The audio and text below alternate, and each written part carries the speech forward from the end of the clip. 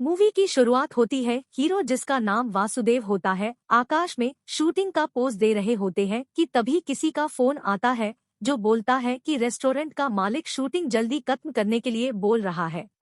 जिसके बाद हीरो तैयार होकर रेस्टोरेंट पहुंचता है, जहां पर वह किसी शॉर्ट फिल्म की शूटिंग के लिए ऑडिशन ले रहा होता है, जिसमें से उसे कोई भी लड़की सही नहीं लगती है। जिसके बाद वो वहां से जाने लगता है कि तभी उसको एक लड़की दिखाई पड़ती जिसका नाम कीर्ति होता है, जो अपनी फ्रेंड्स के साथ वह आई होती है।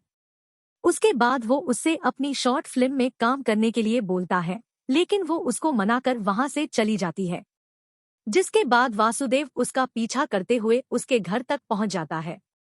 उसके बाद वासुदेव कीर्ति के पापा से बात करने के बाद उसको भी अपनी शॉर्ट फिल्म में काम करने के लिए मना लेता है। जिसके बाद शॉर्ट फिल्म की शूटिंग चालू हो जाती है। वासुदेव उसको स्टोरी बताता है कि कहानी एक लड़की की है जो बचपन से पेंटिंग से प्यार करती थी, जो अपनी पेंटिंग में हर इमोशन के लिए कलर ढूंढती है। उसके बाद वह पेंटिंग बनाने लगती है। शूटिंग के दौरान कीर्ति को कुछ लड़के परेशान करने लगते हैं, जिसके कारण वासुदेव की उन लड़कों से लड़ाई हो जाती है और उस लड़ाई में वासुदेव के कान से खून आने लगता है। उसके बाद वो शॉर्ट फिल्म की शूटिंग पूरी कर लेते हैं। जिसके बाद वो शॉर्ट फिल्म किसी को दिखाने के बाद उसको एक स्टोरी लिखने का काम मिल जाता है। जिसके बाद वासुदेव कई बार स्टोरी लिखने का प्रयास करता है पर वह स्टोरी नहीं लिख पाता है। फिर एक रात वो फिर से स्टोरी लिखने बैठता है, लेकिन इस बार उसके काम करने का तरीका अलग होता है। इसी बीच कुछ पुराने सीन दिखाए जाते हैं, जिसमें वासुदेव को ही दिखाया जाता है और इसके बाद वासुदेव के कानों से फिर से खून आने लगता है और वासुदेव अपनी स्टोरी पूरी कर लेता है। अगले दिन वासुदेव अपनी स्टोरी लेकर उसी आदमी को अपनी स्टोरी सुनाने जाता है। वह आदमी इस पर फिल्म बनाने के लिए तैयार हो जाता है। इसके बाद उसके फ्रेंड पार्टी कर रहे होते हैं, जिसके बाद वासुदेव और कीर्ति में रोमांस शुरू हो जाता है और इसी बीच फिर से वासुदेव के कानों से खून आने लगता है और कुछ पुराने सीन सामने आते हैं और वासुदेव किसी रोजी नाम की लड़की का नाम लेता है, जिसको सुनकर कीर्ति वह से जाने लगती है। जिसके बाद वासुदेव अपनी फिल्म बनाने में लग जाता है। फिल्म पूरी हो जाती है और हिट भी होती है। इसके बाद एक प्रेस कॉन्फ्रेंस के दौरान कुछ पुलिस वाले वासुदेव को पकड़ कर ले जाते हैं। इसके बाद कई न्यूज में लोग वासुदेव की बुराई करने लगते हैं और कीर्ति को भी उसके पापा वासुदेव के बारे में बताते हैं। उसे मालूम चलता है कि फिल्म के कॉपीराइट के केस में उसको अरेस्ट किया गया है। इसके बाद कीर्ति अपने किसी वकील रिश्तेदार से वासुदेव को छुड़ाने के लिए मदद मांगने जाती है। जिसके बाद वो उसकी मदद के लिए तैयार हो जाती है और वो वासुदेव से मिलने पुलिस स्टेशन जाती है, जहां वो उसको अपना नाम पद्मावती बताती है और उसको यह भी बताती है कि उस पर किसी ऐसा पब्लिशर नाम की कंपनी ने उस पर कॉपीराइट का केस किया है और वासु यह मानने से मना कर देता है कि उसने कॉपी की है।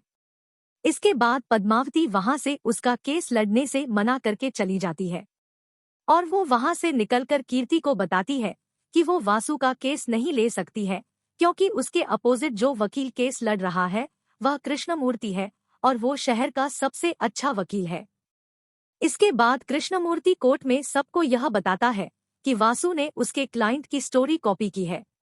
वह बताता है कि इस स्टोरी के राइटर श्याम सिंघा राव थे, जो अब इस दुनिया में नहीं है। इसके बाद जज वासु को यह बोलते हैं कि उसने कॉपी किया है, पर वासु उनसे बोलता कि उसने कॉपी नहीं किया है। वह जज को लाई डिटेक्टर टेस्ट करने के लिए बोल देता है और सभी उस पर राजी हो जाते हैं और उसके बाद वासु का लाई डिटेक्टर टेस्ट किया जाता है और जिसकी रिपोर्ट नॉर्मल आती है।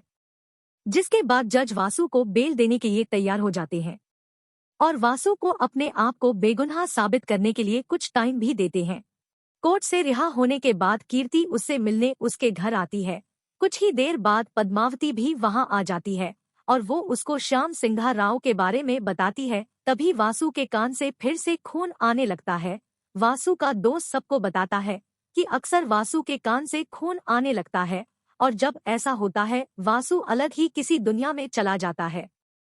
यह सब देखकर कीर्ति को कुछ सही नहीं लगता है और वो अपनी मैम से इसके बारे में बात करती है। मैम कीर्ति को वासु पर हिप्नोसिस करने के लिए बोलती है। मैम कीर्ति को यहाँ भी बोलती है कि इससे वासु के दिमाग में क्या है यह भी पता चल सकता है। कीर्ति मैम से बोलती है कि वासु का हिप्नोसिस आप खुद की करें। वासु का हिप्नोसिस के लिए मैम उसको कोई टेबलेट खाने के लिए देती है। मैम वासु से फिर उसकी स्टोरी के रजिस्ट्रेशन की तारीख पूछती है और ये भी पूछती है कि उस रात क्या हुआ था। तभी वासु को घबराहट होने लगती है और वासु को कुछ पुरानी तस्वीरें दिखाई देने लगती है। वासु फिर से कुछ अलग बर्ताव करने लगता है और रोजी का नाम लेता है, जिसको सुनकर कीर्ति चौंक जाती है और वासु के कान से फिर से खून आने लगता है। मैम फिर से वासु से रोजी के बारे में पूछती है। वासु बताता है रोजी उसकी पत्नी है।